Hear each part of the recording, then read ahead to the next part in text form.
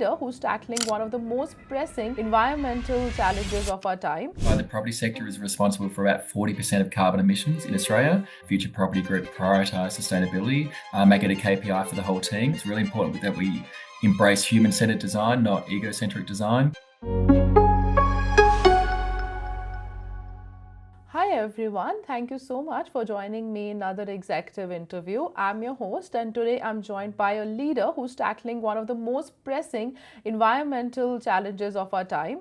David Cummins is the managing director of Future Property Group, a company that is transforming the property sector through groundbreaking sustainable technologies and nature positive designs. David, thanks for joining me today. Thanks for having me. Absolutely. Now, David, the property sector actually contributes 40% of global carbon emissions, and that's a staggering figure. So, could you start by telling us what actually inspired you in the first place, with the creation of Future Property Group and its focus on sustainable properties? Yes, as you've identified, the property sector is responsible for about 40% of carbon emissions in Australia. I've been in the property and construction industry for over 20 years, and the fact of the matter is it's just something that has not been challenged in that last 20 years. In the last 20 years, when I've been building around Australia, ESD and sustainability initiatives are just always cut as part of value management. The research shows that sustainability should become the highest priority of the project, not necessarily an after fact. So what we do at Future Property Group is just prioritise sustainability, make it a KPI for the whole team, make sure it's part of our feasibility itself in the business case. And what we can do is the whole sustainability initiatives can be just filtered down from that if it's considered to be the number one design priority. Amazing. That's very fascinating indeed. And you have identified a clear need of your product in the market. Now, let's talk about your solution. So, your company has developed what you describe as a world first energy system. So, can you explain that how does technology actually transforms a traditional property infrastructure and eliminates any operational costs? Yeah, so we've actually got two main service offerings. The first one's the Bungalows, which is built through nature positive design. And what that is able to do is create like a form of passive house building where it reduces the energy consumption by about 90 to 96%. But what we've also done is create a world first energy system, a clean energy system, which is able to take existing infrastructure completely off grid. We spent about 2 years trying to work out the design and the patent, and now I've got that fully ready, which is basically allowing us to have any existing infrastructure, predominantly in communities, not connected to the grid at all. So the warranty is about 25 years, so people will not be paying electricity from year 5 to year 25. That's indeed very impressive, David. And getting it ready in 2 years wouldn't have been easy. So, what were some challenges that you had to tackle? To be brutally honest, it was the fact that no one thought it could be done. So having lots of arguments with people, challenging me, challenging themselves. I wouldn't say fighting, but certainly colourful conversations of people saying they've worked on that challenge for 10 years, it couldn't be done. So I literally went on a big journey around the world and interviewed quite a few people around the world to try and work out a more viable solution. And that's how we came up with it. That's wonderful. And your passion is being seen through your work. That's very impressive. Now, let's discuss about your market strategy. So, with over 2,000 caravan parks in Australia, which are averaging over 40 cabins each, could you walk us through your growth strategy and how you actually plan to capture this market? Yeah, so the reason why we've entered in the caravan park sector to start with is there's very low resistance to entry for prefab bungalows. So what we've done is actually introduce new sustainable prefab bungalows into our existing industry. So the resistance to entry into caravan parks made sense. The reason why we've gone to South Australia to start with is, again, I would say South Australia is probably definitely by Australian standards one of the best states in Australia, if not the world. And they've just embraced sustainability from day one. So that's why we ended up in that market over there. Having said that, the growth market will be maintaining the caravan park sector, growing from there, and then we'll go to mining towns, to which we've got quite a strong interest already, and then we'll go to retirement villages and then our own developments. It's really important that we pretty much dominate and prove ourselves in the private market before we actually go to the public sector. Absolutely, completely makes sense. Now, looking further ahead, you've mentioned a three-phase expansion plan moving from caravan parks to mining towns and beyond. So, what timeline do you envision for this rollout, and what are the key milestones that investors should be looking out for? So it's really important that we actually prove our product. I say Future Property Group is grounded in research and innovation. We brought together from our values and our purpose, and we're successful through our diversity, inclusion, and respect. So it's really important that research helps guide us. It's really important that we embrace human-centered design, not egocentric design. So we will pretty much be governed by the research, and part of that is to do a 12-month study in partnership with the University of Technology, Sydney, and in direct partnership with the World Health Organization, who is studying nature positive design at the moment. So once we've proven our product from a sustainability point of view, human point of view, financial point of view, operational point of view, ecocentric, so ecology point of view, and biophilic point of view. Once we've actually proven those products and have the research articles to help guide us through that, then we can actually launch from there. So as you picked up, it's going from bungalows in caravan parks to mining towns to retirement. And on average, once we have proven the product, which will be end of 27, we should be able to anticipate every 12 to 18 months a new industry from there. Wow, that's indeed very impressive to see. Like you built it within 2 years, and it's not long before we get to see the results as well. Now, David, let's talk about the research that is backing your vision as well. So, Future Property Group, like you mentioned, you're collaborating with universities. So, how will this research actually support your market position and, potentially influence industry regulations? It's extremely important that we have research to support us. If anyone has done any research into sustainability or clean tech lately, a lot of people are claiming they are sustainable, clean, off-grid, green.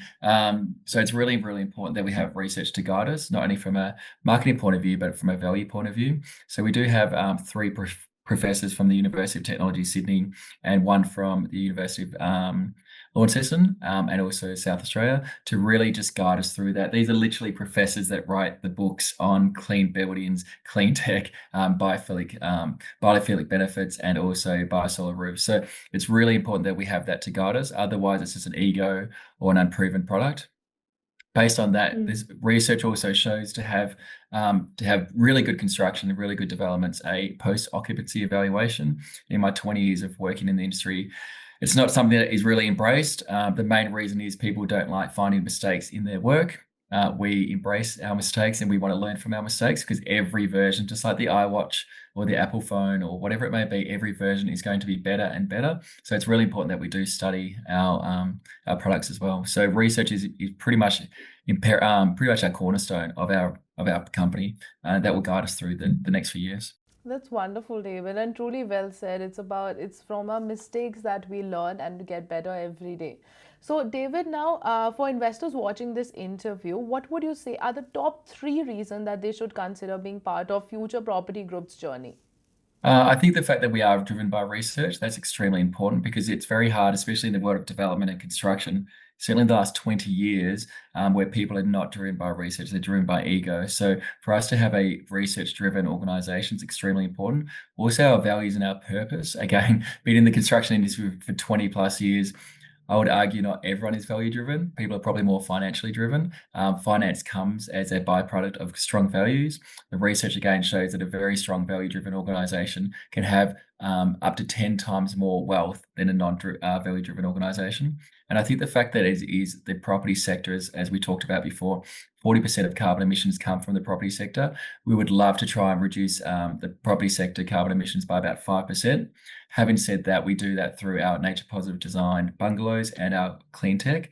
And so automatically that can actually help provide a better future for tomorrow.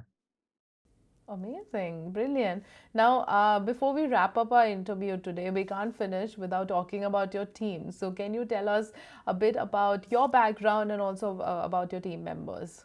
Yes, I'm quite unique. I've actually got a physiotherapy background and a construction background. Having said that, I've been building healthcare for 20 years.